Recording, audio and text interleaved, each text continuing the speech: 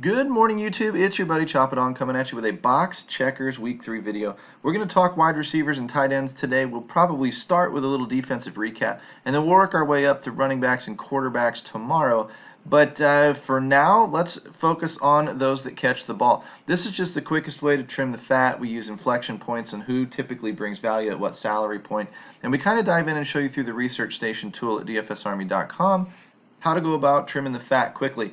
If you're not familiar with DFS Army, we are a one-stop shop providing tools and content for daily fantasy sports, but also we are the only ones out there that also tie all that in with coaching. The actual explanation, the accessible people, the experts that have been there, done that, and got the t-shirt that are willing to help you become a better person. If you don't believe me, you should just go in and check out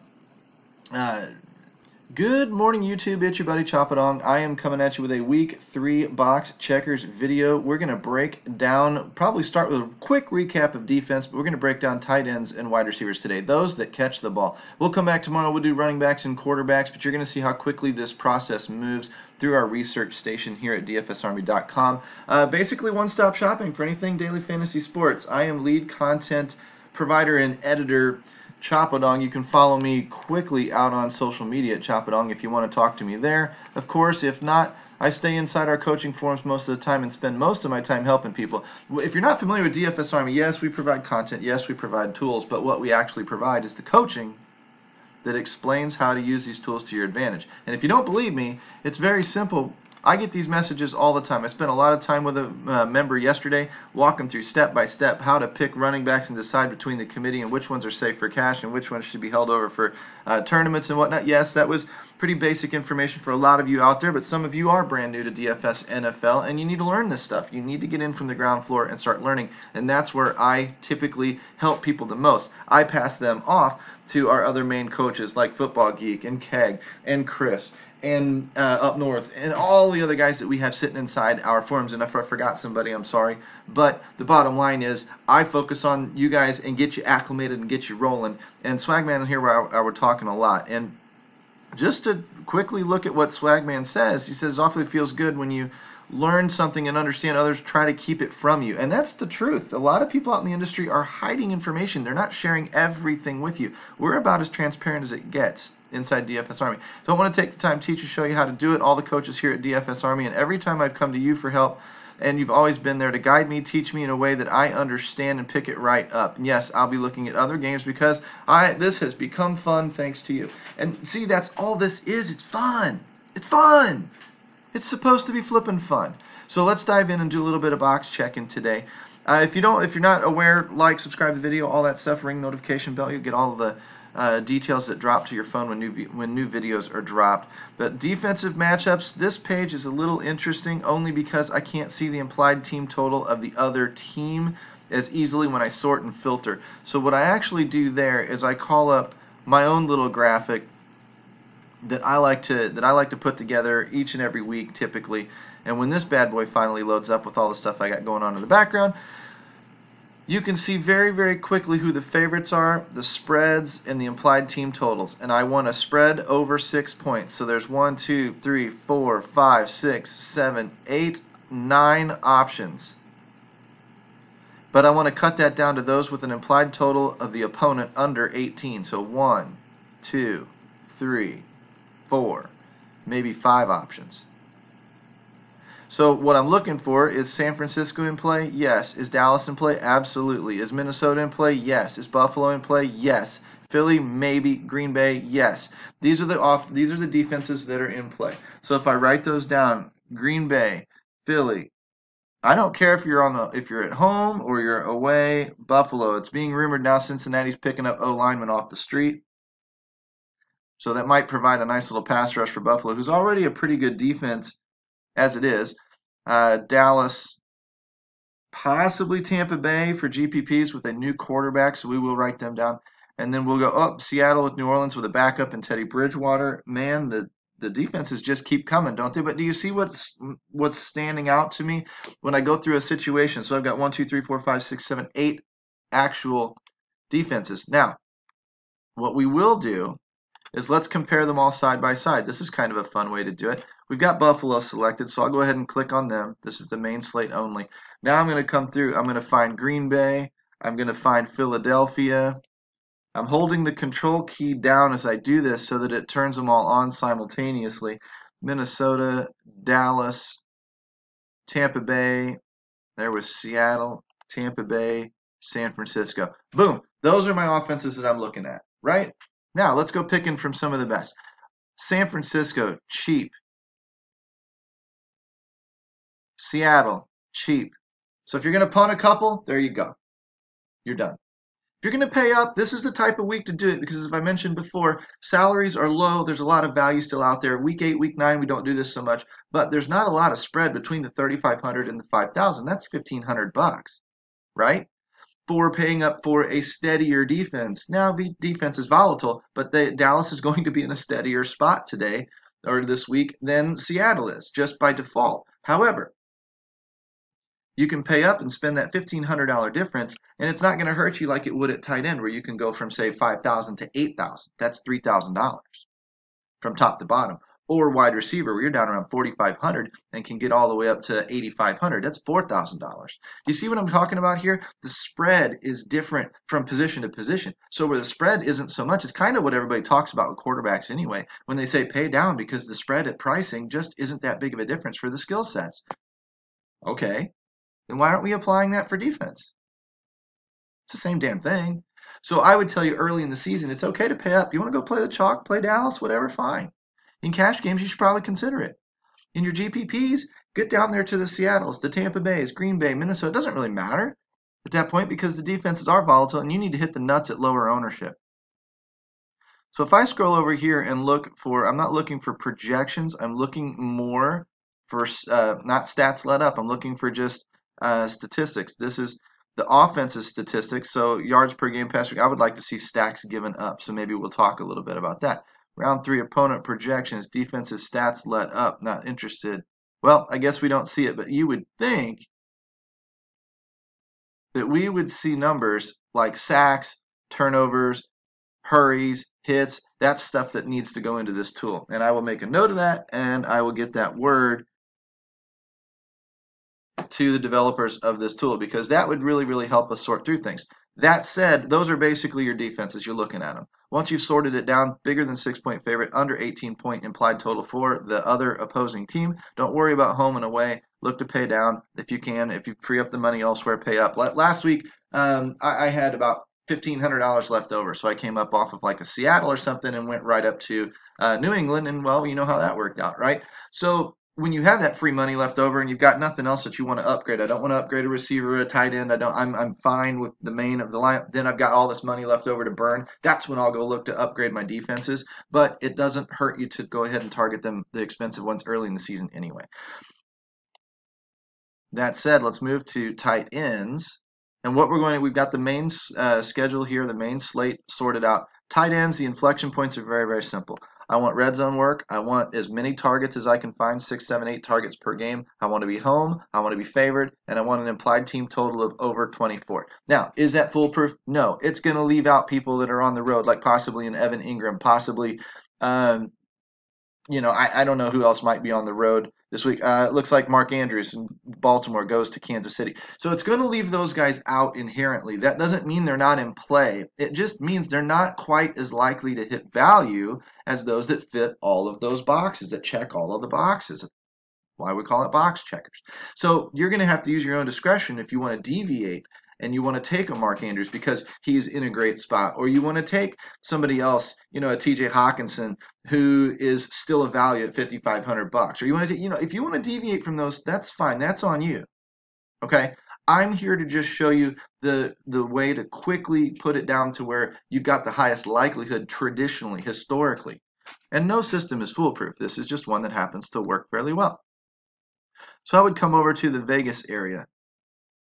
Where are we, Vegas? There we go. I'm going to sort that spread by less than 0, right? Because I want favorites. And I'm going to take that team total and I'm going to sort that out by greater than 24 because I want more than 24 implied points. And once I've got my offenses that are favored and are implied for more than 24 points, I'm going to look for the home teams. The only away team's Greg Olson. Now, Greg Olson's in a fine spot. Don't get me wrong. But he's not at home. If you believe that the way Cam or the backup might utilize him is going to be for safer, shorter throws and whatever else, they're not going to air it out as much, even though Arizona's got a crap secondary, you might say, okay, I'm going to take a shot on Greg Olson. Fine. He's in a fine spot. He's just not as likely to hit value on the road as he is at home. So I would be focused on my Travis Kelce's, George Kittle's, Zach Ertz. I'm a big proponent of Zach Ertz this week with a lot of the receivers in Philly going down. Wentz's most comfortable safety valve has been Ertz, and Goddard's not there to vulture snaps and routes and targets from him this week. I think we see old Zach Ertz. I think he's going to be chalky, but I think he's going to be smart chalk for cash games. And he's a little bit of a discount. If we scroll back over here, a little bit of a discount off of Travis Kelce. That would make Kittle probably a GPP type of pivot. Would certainly make Kelce a pivot, but a lot of people use Kelce anyway. OJ Howard, I don't know. Hadn't been used much right now, so probably not. Jimmy Graham, if you're punting, okay. Home favorite, implied to score over points. Let's check his targets really quick. We scroll over here to the right. We look at the 2019 stats through 2 games. We see Jimmy Graham only seeing 55% of the snaps, 4 targets per game when I'd rather see 11 and a half. 4 targets per game. Over do. We need to get over into the red zone usage. If you keep scrolling right, keep scrolling right, keep scrolling right. Yeah, Jimmy Graham is in a favorable DVP spot, giving up tight end points, whereas Ertz is in a tough spot with Detroit. If you believe in matchup, I believe matchup's a little bit overrated. I don't believe it should be completely discounted. I just believe we put a little too much emphasis on it. When I look in the red zone here, I see Ertz with only 1 red zone target. That's a little alarming. And I see Jason Witten with 4. Huh. Now, it's early in the year. These numbers are due to regress one direction or the other, but Kelce and Kittle are getting used inside the red zone, obviously. And so is Jason Witten. So let's come down over here and let's take a look at Mr. Witten. Witten is at home. He's favored. He's implied to score over 24 points. He's getting red zone targets. How many targets per game is Witten getting? Witten getting only 4, but he is being used. So he's going to be a touchdown or bust type. But if you go through this process and you think, you whittle things down, you start looking at the best of the best. I mean, Witten's in play as a punt. I'd probably take him over Jimmy Graham just on usage alone. Kyle Rudolph, not probably. Disley, Doyle, Brait. No, now we're getting down here into some trashy type of stuff. I would try to stick up into this list as much as I possibly could. Yes, I'd consider Olsen. Yes, I'd consider Andrews. Yes, I'd consider Evan Ingram. Okay? But this is generally my player pool for my tight ends. And then I'm just going to go further narrowing it down. How strong of a play is the guy? What is the price? What kind of money do I need to free up for value? Am I paying up for running backs, or is there tremendous value at running back where I can come down off that price and then pay up at tight end? Because Travis Kelce is going to be one of the best tight ends week in and week out. That's a pretty steady factor. However, can we afford to do it? Or do we see an equally good matchup with a guy who's also getting some work that is in, 70%, 80% of the likelihood to hit like a Travis Kelce would be? Okay? So that's what we're looking at. When we go into wide receivers, it gets a little bit different. And wide receivers is always going to be hairy. Always, always, always going to be hairy. But we're going to go sorting off those teams again because we want to see a few different things. Obviously, we want to see targets. So if I at all can come down to targets per game and sort this one out, say, greater than, say, 5 targets per game. We'll see what that turns into. I'm not going to care too much about home or away, favored or not. I'm not really all that concerned about it. I'm not concerned about receiving yards, air yards, all this type of crap, A-dot, whatever. I don't need any of that. I just want to know who's getting the work. I do look at this stuff a little bit, but not when I'm trying to make my initial cuts, if you will. I just want the guys getting work. I want targets, and I want some red zone work. I want to be able to see some red zone work. Now, it's too early in the year right now to whittle that down by, say, 5 targets or whatever. I'm not even going to judge on somebody who's only got 1 target so far. Adam Thielen here is showing at 0 red zone targets. I mean, are you kidding me? Do we really think that's going to hold up for the year? No. So let's not cut him off the list just because of that. But let's scroll back over here in a little bit and take note of it. When I scroll over this way, I want to see, I'm not even looking at DVP yet. I've got my targets whittled down to where I'm probably looking, yeah, at a little bit shorter list. Interesting. Demary Bird, 7 targets per game. Huh. 5 receptions per game. 88% snap count. Huh. That bears looking into. That really bears looking into. Because watch, the price is min sell at 5,000. Oh my goodness, that's intriguing. See what this research station can point out to you? I never even heard of that guy before. So don't think I'm the expert and I'm Evan Silva or Rich Rebar or somebody that knows damned everything about football. I find stuff out just like you. I just know how to whittle things down a little bit quicker. And that is pretty darn interesting. So you can go play Christian Kirk and Larry Fitzgerald all you want. I might give me a little bird punt. That's not even necessarily GPP only. 5 targets or 5 receptions a game on 7 targets a game. I mean, that's for $5,000. That's pretty good. Anywho, I digress. I want to look and narrow a couple of things down. I want to see somebody who is implied to score over 27 points on this list because that's an inflection point. So I will say greater than 26.5 points. I want somebody scoring over 27. How many of those guys are on my list right now? Well, it just cut it down to not many. These are guys that are already getting targeted, mind you. They should be seeing some red zone work. Amari Cooper, Sammy Watkins, Mike Evans, and Tony Brown. I mean, duh, right? Stick the needle through my eye and make my mama want to cry. Whatever the hell we're saying. Godwin, Edelman, Cobb, Aguilar. Everybody's gonna be on Aguilar this week. Let's compare those prices. 5,300, 4,800. Over on the old DraftKings, 4,600, 3,600. Yeah, kind of hard to refuse over on DraftKings. But comparable here, maybe a little GPP type of pivot for Randall Cobb. Yes, I know it's going to be a Zeke game. But they're going to have to throw to somebody to balance it out a little bit, and they're not going to just run it 40 times a game. They're still going to be throwing it, and they're still going to get their damn points, right? Zeke should salt the game away, but they're going to get their damn points. Dak's going to throw probably, if they're scheduled to score about 5 touchdowns, Dak's probably going to throw for 2 or 3.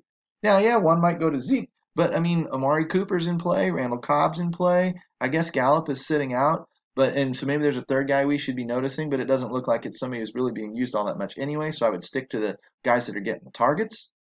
I wouldn't be afraid to play Dallas guys. They're at home. They're favored. They're implied to score a bunch of points. A bunch of points. So Amari and Cobb are definitely in play. Edelman generally fairly steady, although we're going to have to see if they keep forcing it to Antonio Brown, then Edelman takes a hit. So that would be really interesting to watch. But these are generally the list of receivers that are implied to score over 27 points. If you see anyone implied to score over 30 points, like Dallas, Kansas City, New England, yeah, usually game on. All right. But the other opposite that we want to look at here, when I clear this particular list off, go right back to my main page. Now I'm going to go under 18 points. So less than 18.5 points. Because it's not a greater than or equal. It's a pure greater than, less than. Anywho, here's your garbage timers. These are the guys that are set to get the work late in the game because they aren't implied to score a lot of points, and generally they're losing big spreads. Now, am I going to go targeting, Albert Wilson in Miami? I don't think so, but I'm going to at least look at these guys. Juju Schuster. You think the guy could get some garbage time? It's quite possible. He's being targeted a lot. San Francisco might blow him out. San Francisco might give up on the game defensively, go into a prevent, and Juju eats late. Now, is that necessarily a cash safe type play? Probably not as cash safe as like even an Amari Cooper or something like that, you know? But it's definitely worth looking at. Tyrell Williams, all right, questionable. Emmanuel Sanders on a lot of people's radar this week. $5,700. Jamison Crowder, Robbie Anderson, Cortland Sutton, I mean, they're getting targeted. We need to look at them. But see how much. Let's go looking at over here at Emmanuel Sanders. 7 flipping red zone targets. Hello. Hello. Anybody home? Seriously. Wow, even if that regresses, that's some serious flipping work. That tells me Joe Flacco will be lacking him some Sanders. I come over here and I look down the list a little bit more. Man, that's an attract. That just locked the son of a bitch in. All right, there's one of your value receivers right there. That's just too strong to indicate. He's getting a ton of targets. He's scoring some points. He's getting targeted inside the red zone for now, and he's in a situation where he should be set up for garbage time. Damn, it doesn't get a lot better than that. Wide receiver's a fluky position. If he misses, fine, fire me. You know, you get what you pay for out of this information. But dang, it's about as good as it gets.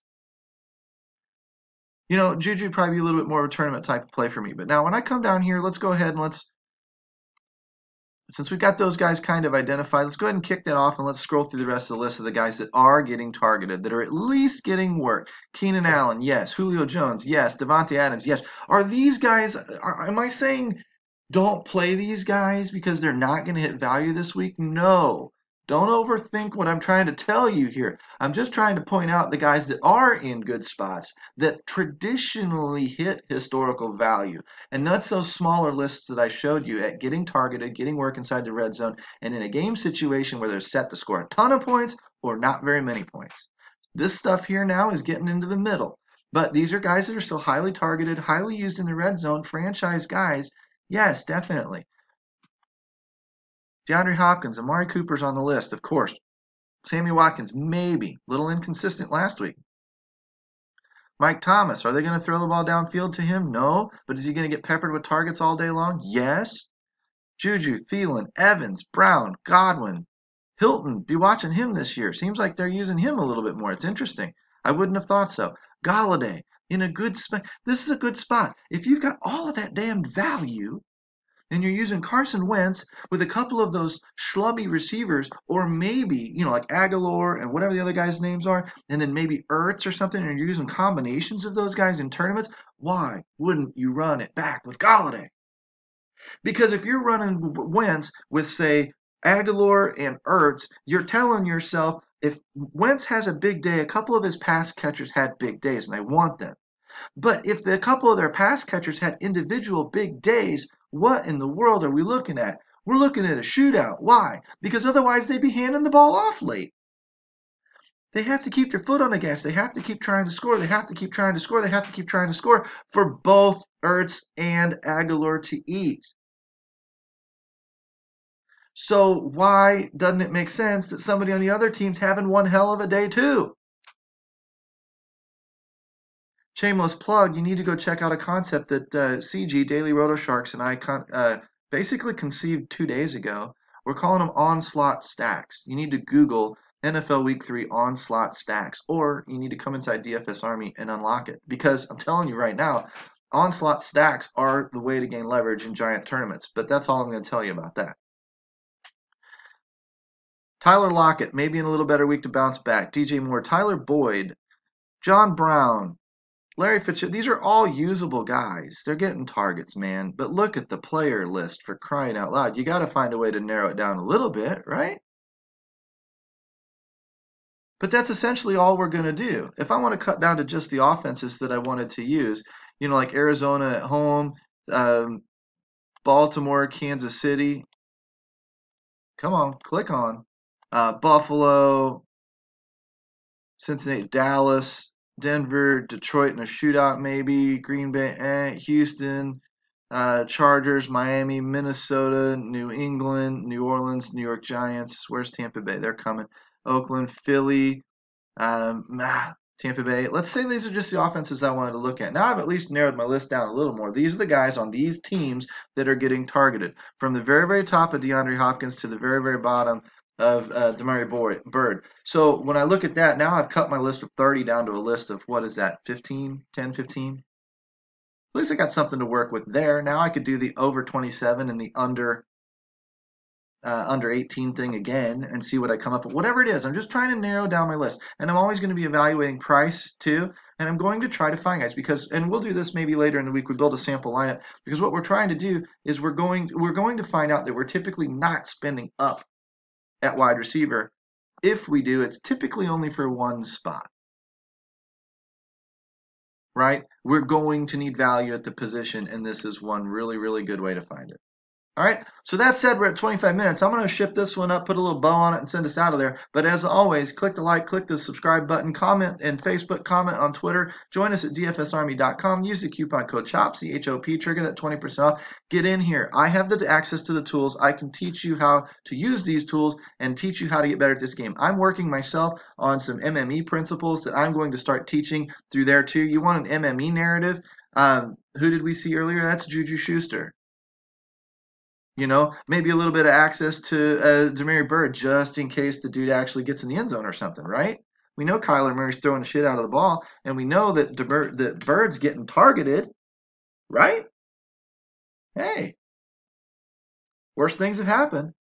But with GPP narratives, we're talking about, big MME, big 200, 400,000 person tournaments where, maybe trying to win with 150 lineups. You need to set your stacks up accordingly so that you've got some game stacks where you're taking, a couple of guys from one team and a couple of guys from the other in hopes the game shoots out. You need some, only one side of the game, like you run three guys like Philadelphia, quarterback, tight end, wide receiver, and then 0 Detroit in case they blow them out. That would be something for like a Dallas where you might run Dak, Zeke, and an Amari Cooper or Dak, Cooper, Witten, something like that, and then nothing from Miami.